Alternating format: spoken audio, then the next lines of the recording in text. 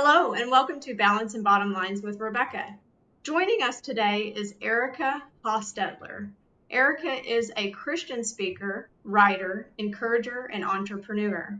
She has a decade worth of experience running her own fitness studio, followed by the pivot into what she now does, which includes helping overworked, overwhelmed, and overexhausted women simplify their lives to focus on what truly matters. She does this through online courses, speaking events, and is currently writing her first book. She also helped launch Legacy Families with her husband through their company, Countercultural. Faith, family, and a simple life are the three things that sum her up. Welcome, Erica. Thank you. I'm excited to be here. I'm so excited to have Erica join me today. I love everything Erica is doing and what she is helping spread throughout the community. So let's dive right in. Erica, do you mind sharing your journey and what led you to helping women in the creation of the Simplified Soul? Yeah. So the simplified soul was something that I just feel like I need it in my life. I started my first company with the help of my mom, who has been an entrepreneur my entire life. I'm 31, and she helped me start my first dance studio when I was 15. Her and I did it together. And I found this love for what I was doing, and also this ability to create money doing what you love. And that became my pursuit from age 15 to 30. I opened up another studio when I was 22, and I just worked so hard and put so much into growing this thing that I loved. And it was what had been modeled to me. It was what I had seen from my mom at a very young age, and I loved everything about that. But also, what I seen throughout that journey was just how exhausted you can get trying to pursue all the things. And especially when I became a mom, is when it started to shift for me. You know, it's easy when you're 15, 20, 25, and you don't have kids to just go full force. You know, I worked the 9 to 5, and I built the company in the evenings until I was able to go full time. And it was just like this hustle mentality that the world preaches and that everyone is doing, running on this hamster wheel. And we had the year of 2020, like everyone, that shifted everything for us. And when 2020 hit, we had a baby. I had a 2 year old. I had the fitness studio, and my husband had a lawn care business. So we were just passing each other in the day. There wasn't any us time, there wasn't any family time. And when COVID hit, both of our businesses tanked. I shut the studio down, and he had a lot of commercial contracts, and he lost all of his commercial contracts overnight. So we lost a significant amount of income in the things that we had been building for the entire decade before that. And what we did was we decided, you know what, we have an opportunity to either set and mope and just, you know, shrivel up in a ball, or really take this opportunity to simplify our life, which we hadn't had for so long. So we just decided to sell everything. We sold all of our business equipment, our house, our cars. We bought an RV, and we just took off across the US. My baby was 3 months old, and my son was 2.5. And we spent 2 years traveling the US, and used the profit from our home and had a big savings and just paid for everything and just seized the opportunity. And what we learned during that was like, wow, there is another way to life. You know, like this American go go go doesn't have to be. We can actually simplify and focus on what matters. And that's where the simplified soul started to kind of grow in my heart, of like, okay, these are the things that actually matter. When something like COVID strips everything else away, what matters, and how can you build a life upon that? And that's sort of where it began. But then we got off the road after about 2 years. And it's funny how these habits that are ingrained in you, right, for me, from the time I was young enough to remember, I opened my studio back up. I went back to this hustle bustle of life, because it was just almost like automation. Like, it's just the training that you have. And that's when actually this past year I sold the studio, and I just decided, a simple soul is what my heart longs for, and there's actually a way to have a business you love and be the mom. Like, there is a way, but it does require simplifying things. Yeah. Well, I want to go back. So you and your husband, I mean, COVID was rough on probably everybody, it was extremely tough, but here you are, newborn baby, a young one, another young child, and you both just sell everything, lose, walk away from your jobs and take an RV trip. That is amazing. Number one. So I think you would learn, I'm sure, and it sounds like you did a lot from that experience. But wow, how scary of a time that was. Yes. I cannot imagine. I mean, just, you're probably wondering, I've got two little kids, where are we going to end up? What are we going to do? You just go through all the motions of all the scarcity things, right? Mhm. The other piece that really is inspiring to me is the fact that, I mean, I think it's inspiring that you all did that. I mean, what stress, that's a major stress reliever to walk away. At the same time, you're stressed and worried and concerned of how is life, how am I going to provide for my kids, myself, my kids, but at the same time, the leap of faith, I'm sure faith played a major role in that for you. But it's truly inspiring to not have the stress of a mortgage payment and not have the stress of the car payments. And, really at the end of the day, family is what's important. So you probably felt some relief throughout that time too, though, right? Yeah, for sure. I mean, it was such a mix of feelings because there is this leap of faith and this unknown, but it's also like we knew the way we were going not only wasn't maintainable, but it's not what we wanted to show our children that like life should look like either. And I think what's not talked about enough is the things that this life creates when you have the mortgage, the 9 to 5, all the things that everybody wears. We don't talk about how the stress, anxiety, depression, addiction. I mean, our marriage walked through all of those things. And we just woke up one day like, man, how did we get to this place where we no longer have,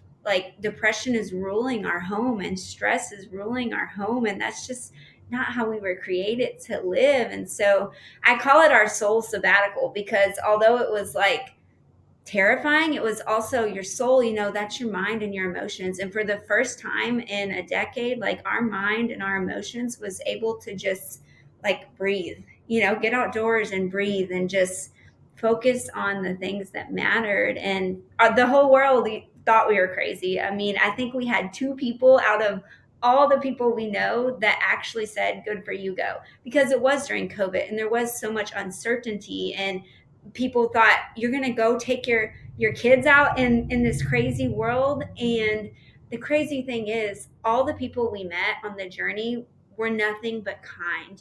We can have a tendency, whether it's in business or leadership or life, to look at all of the bad news, the negative, and not even realize that there's so much good around you. And that's what our journey, like, it helped us to see that, to take that risk, what you do in life and business and all the things, and go into it unknowing, but having faith that good was going to come. And that's what those 2 years, I mean, it just awakened us to a whole new way of life. Yeah. I mean, the other piece of it, and I don't want to stick on this piece of it, but you came back to the hustle and bustle. And, would you agree that people are addicted to that hustle and bustle? Yes, absolutely. I think we don't know how to be silent with ourselves long enough. This is something I'm working through right now in my journey, is like, you just want to run to the next thing. And I'm a visionary, and but sometimes it's because we can't be silent and hear what's really going on internally. So we just go right back to that hustle, fill your schedule, what's the next thing, instead of just pausing for a moment to see what we're actually running from. Yeah.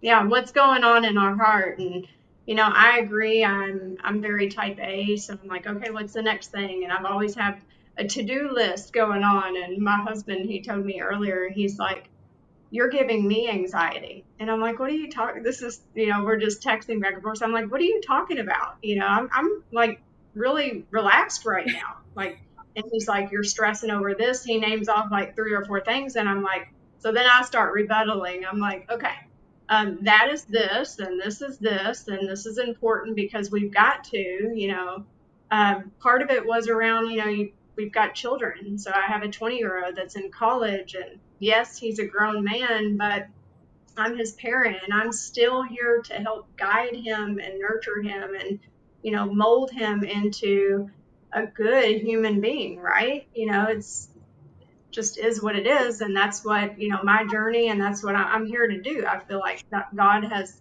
blessed me with him, and I need to make sure that he can survive if I'm not here. Yeah. So part of that was a little stressor that we have in our family right now. And, he's like, just stop stressing. And I'm like, this is priority, everything. But he's like, everything on your list is priority one. So I'm like, okay, you're right. You're right. But we thrive. I thrive in that chaos and that stress. And, why, maybe asking ourselves, why is that? What really, like you said, what really are we running from or hiding from? And why can't we sit silent? And we all have reasons. We all have childhood traumas or things that, have happened in our life that we just continue to keep ourselves busy because that's just all we know. Maybe that's what we saw growing up. But so I don't want to get too far on that, but I think it's interesting that you came back to it, and I wanted to bring up the fact that people do thrive and get addicted to that chaos, right? The more we have going on, just the more we feel like we're doing and thriving, right? But no, that's not always the case. Right. So Yeah. I know you work with a lot of women. Mhm. Do you plan on expanding and working with any males, or what's your take on that? Yeah, so I've never necessarily said like I only work with women, but it tends to be the clientele that comes. And it's funny, my husband and we just went into business together, and I do foresee him in the future kind of helping the men more, just because our stories, like our specific journey together through depression, addiction, military life, being a veteran, like coming out of that he has a special story and way to relate to the men. And I think part of this whole simplified soul, I do foresee him eventually working with guys too, because on the men's side, it's like there's so much pressure financially and to be this provider and to be, and sometimes what can happen is we miss like actually molding the kids or just being there emotionally, because men are strong and tough. And so that's so much of his story. And when we simplified our life, it gave him a moment to just breathe too. So he's not quite there yet, but he is. We're the company we're launching together, it's called Countercultural, and how to live differently than the world. And I do believe that there are going to be a lot of men that are going to be encouraged and inspired by his story too. I love that. Yeah, that sounds like he could really help make a positive impact on people with his experiences that he has. I'm sure he could help many. We haven't really touched on, the services that you offer and exactly what the Simplified Soul is. So, do you mind diving into that and how you're helping people in the community? Yeah, for sure. So, what the Simplified Soul is basically the goal of it. I have an online course. It's just thesimplifiedsoul.com. And I do have a freebie in there as well, where I give you kind of the top 10 things I went through as I began to simplify my life. Like, in regards to text notifications and just all the loud noise. So it's kind of my top 10 mindset hacks. So if you go to that site, you'll be able to grab that gift with just some free trainings. But I also have a course inside that really helps you. And it aligns with my book that I'm writing. They kind of go hand in hand. Just this process of, okay, narrowing down the most important things, because there we can do anything, but we can't do everything. And that was a conversation a friend and I had not too long ago where I realized I was trying to do everything and I wasn't doing anything well. And so I had to really narrow down, okay, what is the top 5 like big rocks, if you will, in my life? And all the other small ones, they can step aside for a while. And that's what the Simplified Soul, the course itself, does. I have a blog that I post on as well, just to encourage you to really stay focused on not overwhelming your mind and your emotions. Because I had started, my kids were starting to see a stressed out, angry version of me. And that's not who I am. That's not what I wanted them to see. And so this course and the book that I'm writing just kind of helps break that down. And I also love speaking at women's events. So within the Simplified Soul, I like going if there's a church group or even just a leadership group, just how to really simplify things. I love that. Those are great tips. So people can reach out to you on your website. Yep, I have my personal website. It's just ericahostetler.com. That's the one I'm a little more active on, but you can also go to the Simplified Soul, and that's where you can find that free gift and be able to take advantage of the hacks that I have available for you. Awesome. I'm sure those are great tips. Do you mind sharing a couple? Yeah, so a big one that I, considering I lived in 300 square feet for quite some time, is decluttering, man, and decluttering not just your physical space, but your mental space. These little devices that we carry around in our hand all day long, ding, ding, ding, ding, ding. I took Gmail, I took it off of my phone and I decided this was a boundary I should have put in place very early on, and I didn't, and I became burnt out, overworked, overexhausted. So email went back to my computer and I answer emails when I'm working, and text notifications, like I turned them off. So if you text me, I will not get it. And that's so foreign to our culture, right? It's countercultural. Like you are expected to be available 24/7, and we don't understand what that's doing to our mind, constantly distracting our train of thought. So like social media, getting that out of your view or setting really clear boundaries around it. Like that's just one tip that I break down into great detail within. I have like a 20-minute video where I just kind of help you declutter your mind, declutter space, declutter your phone. It's just it's such a huge thing that's distracting us. So that would just be like one simple tip out of the 10 that I have that sounds simple, but it's kind of complex when it comes to really simplifying. I mean, it's a process to do this. Yeah. No, those are great. That's a great tip. And I agree with you completely. The phones, it's a must to have, to be able to communicate with people, because most people don't have a house phone anymore. So it's important, getting on the internet, seeing, news, if you follow news. I mean, I think it's important to keep up to date to some degree. But as far as news, like I don't watch the news. I don't get news alerts. Usually if I hear something, it's through my husband. He kind of keeps me up to date, or my son will keep me up to date. But to take it to someone, so I'm in my 40s, but to take it to, as I mentioned, I've got a 20-year-old son. So I have seen that full social media. And I asked him the other day when we were talking, I said, how many times a day do you, well, let me backtrack. So the reason we were having this conversation is because his grades. So even though he's in college, he's not the one paying for it. He's, it's coming out of our pocket. So we want to see, how our class is going. He's on scholarship. And if he, doesn't meet a certain GPA, he could be kicked off a sports team. So, school hasn't been his number one priority since he was young. We've had to kind of stay on him, monitor that. And, there's not a learning disability or anything there. It's just that he doesn't enjoy it. He wants to play and he wants to hang out with friends and he wants to do sports. But so I've been driving home, the academics is so, so important. It's like a broken record. We've talked about this for years now. And so I said, how many times do you check your grades? He doesn't look at them unless he has to, or when the semester's over. I said, well, that right there is a problem. How many times do you check your social media in a day? Right. 20, 30 times, 40 times?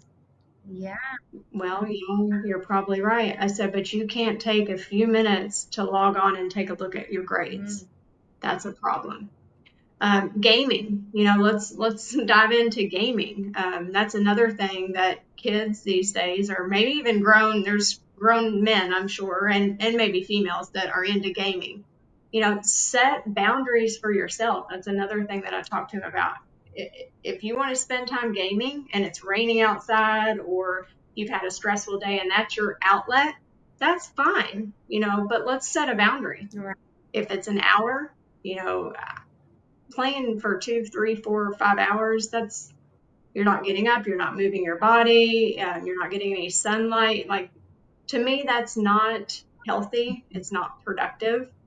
So penciling in some time, maybe doing some reading in between, and then you go back to your game. So I've talked to him a lot about setting boundaries. And so some of the things that you're talking about are so, so important. And I'm sure that you can help so many people with that. Because I too myself, I have email alerts for work, for my full-time job, and they come through 24 Yeah. 7. And so a lot of times I will unplug. I still want them to come through because I want to be able to see if there's an emergency, but I can slide them over. Right. But then after a certain time at night, I do have a boundary that my phone, once family is good to go, my phone goes on to disturb, and I can kind of relax or decompress for the day, and I don't look at it again until the next morning. Yeah. So I think setting those small boundaries, I mean, oh my gosh, that's so huge. So thank you for sharing that. Yeah, absolutely. Yeah.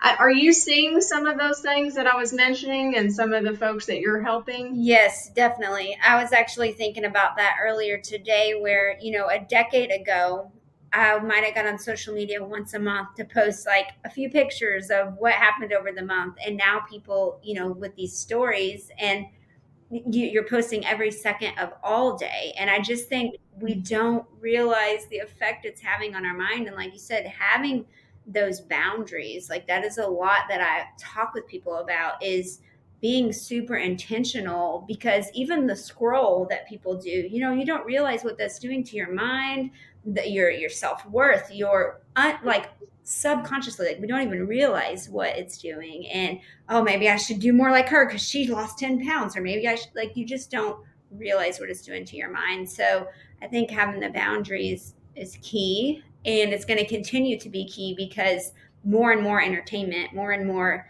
catchy things are going to just continue to come out. And I think people who really want to like harness their anxiety and stress and in the mindset, it comes from having some really clear boundaries. Yeah. Yeah. Being on 24/7 is just not healthy. And I mean, you can just go numb on your phone and you've wasted an hour. That's an hour out of your day, out of your life, out of time with someone that you could have spent that you won't get back, you know?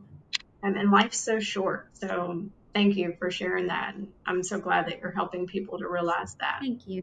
Um, you're welcome. You mentioned that you are writing a book. Can you share a little bit about that upcoming book? Yeah. So it's funny, about 10 years ago, I feel like God spoke to my heart that I would speak and write. And I was just like, no, like my degree is in fitness. I went to school for that. This is what I do. And I just ignored it. I mean, I think I was 20 the first time I felt that in my soul and my spirit. And now I'm 31 and I'm finally like, okay, God, I will listen. So the book that I am working on, it is The Simplified Soul, just coming from this whirlwind of the past decade that I've been on. And so it just really breaks down kind of what I mentioned earlier, defining those major things in your life and getting very focused on it. It talks a lot about just the society norm that we all just consider norm, that really shouldn't be. Like, you know I know, like I shared a little, depression was rampant in our home, and it led to addiction, and it led to just heartache, and there's stress and anxiety, and we just don't talk about it enough, and it becomes normal. It's just like, this is life, this is normal, when it shouldn't be. So within The Simplified Soul, I just talk a lot about that personal journey for you of what is your most important and how do you really get clear on that, because your soul, your mind, your emotions, it was never meant to be so overworked, overwhelmed, and overstressed that you can't even function, and that's just our society norm. So it's really all about helping you just begin to pinpoint those most important things. And also, I share my journey of, letting go of my fitness studio, because from the time I was 20, it was going to be the next women's franchise. Like, that was my finish line. That was what I was striving after.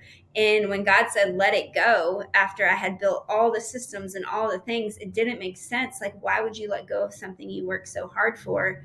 And so I share my journey within it of having to let go, not understanding why, but now on the other side, seeing, man, he knew best, because how stressed and how, like, that was the persona that I was giving off to people, because I was just overwhelmed and overworked. And it's hard to make impact when you're living from a state of that. And so you have to get really clear about the most important things. Yeah, that's true. So I'm excited to read this book. I think there's going to be a lot of helpful tips and tricks. When do you foresee this book publishing? So I have given myself, I have a 3 and 6 year old. I've told myself I will write an hour a week for the rest of this year. And I think, from what I understand, a book's usually about 50,000 words. I'm 5,000 in. So I'm getting there. I hope I hope by the end of 2024, it will be complete and ready to move forward. Well, you set a goal and a boundary just being an hour so that you still make time for your family and things that are important to you. So that's awesome. Yeah. And that's actually been really hard, because, I'm the go type, like, let's get it done now. And I've just had to give myself this clarity of, I have a 3 year old. It doesn't have to be done today as much as I want it to. So I set 1 hour a week, which sounds countercultural, right? Like, how can you get anything done in that time? But I just believe there are certain seasons where you set those boundaries, and they may not be running full force ahead, but you're still running at least. Yeah, that's awesome. Well, I thank you for sharing some of those deep things that you mentioned, anxiety and depression leading to addiction.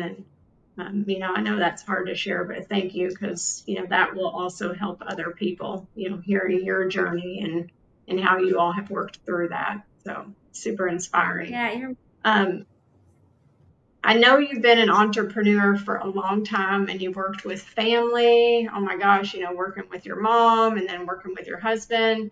Um, God bless you, girl. I couldn't imagine. My husband and I would be like this. So, uh, and we don't work together, so I couldn't imagine. We have a really great relationship, but working with your spouse or a relative, that is different.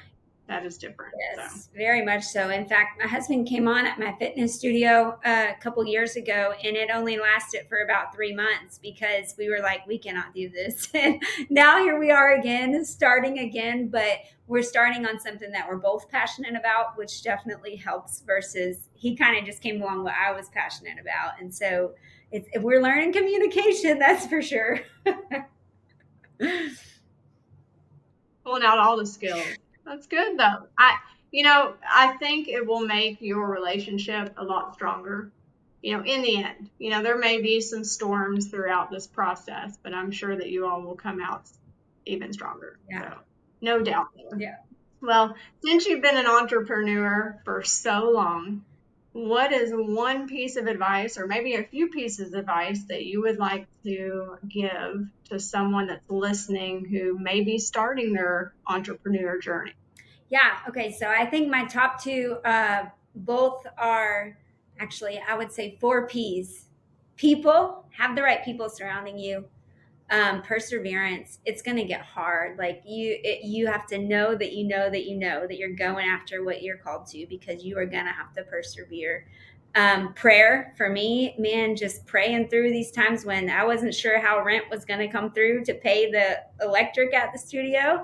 And then pivot. That's been the hardest thing for me, because I'm such a perseverer. So I would persevere through everything when maybe it was actually time to pivot, because different seasons of your life require that. And so those are like my four things in a nutshell, is just have the right people. It can be a lonely journey. Pray through it, persevere, but also know when to pivot. Those are awesome. I love all four of those. And actually, this year, so I like to do a word of the year with my staff. And so this year it is persevere. And so each month they get a letter. So they've got like a Scrabble board, tray. I can't think of what you call them, but tray. And then each month they get a letter, and there is a quote that goes along with that letter. So some of them have figured out what the word of the year is, and that's okay. That's okay. But several of them have not, because I'm trying to mix up the pieces. But gosh, there's a lot of E's in perseverance, and a lot of, let's see, A's. There's just a lot of letters. So when they start receiving them, if I send two of the same, they start putting it together. But that is our word this year, because we have a lot going on this year. So persevere. Perseverance is key. So absolutely, I love those 4 P's. So Yeah.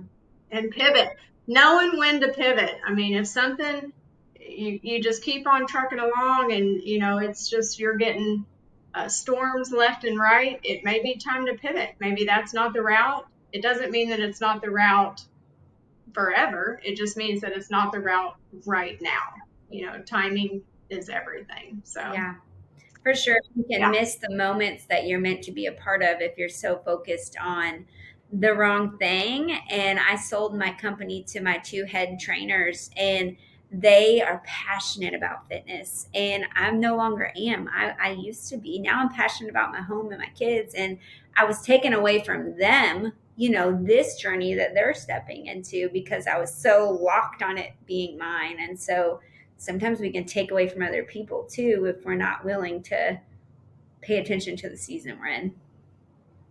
Yeah, that's excellent advice. Thank you for bringing that up. Yeah, and I'm glad that they're thriving and you're thriving and everything works out. Yeah. So excellent. Well, I hope that you found this conversation with Erica as inspiring as I did. Erica's innovative approach to overcoming challenges or sharing tips on maintaining resilience in the face of adversity. There's a lot to take away and apply to your own journey. A huge thank you to Erica for sharing her valuable experiences and wisdom with us.